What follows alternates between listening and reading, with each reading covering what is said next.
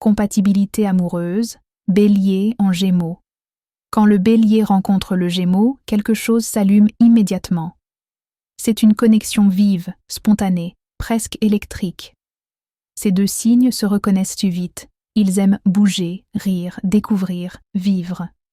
Le Bélier est un signe de feu. Il agit, il fonce, il aime avec passion et franchise. Il dit ce qu'il ressent sans détour et déteste l'attente. À ses côtés, le Gémeaux, signe d'air, apporte la légèreté, la curiosité et l'intelligence émotionnelle.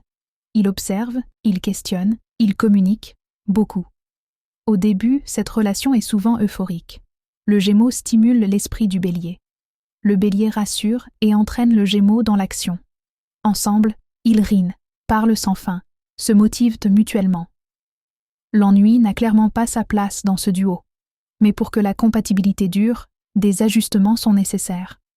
Le Bélier peut parfois trouver le Gémeaux trop changeant, trop indécis.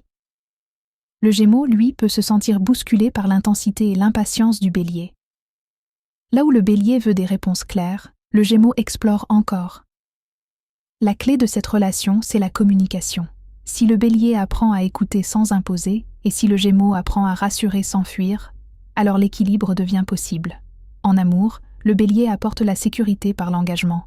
Le Gémeaux apporte la fraîcheur, l'adaptabilité et la joie.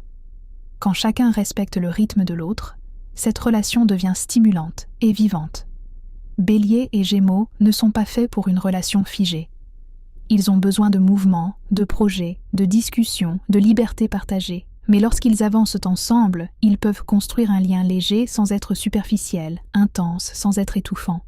Oui, la compatibilité entre le Bélier et le Gémeaux est réelle, à condition d'accepter les différences, de transformer l'impulsivité en élan commun et l'instabilité en curiosité partagée. Car quand le feu du Bélier rencontre l'air du Gémeaux, l'amour peut devenir un souffle vivant, joyeux et porteur d'espoir.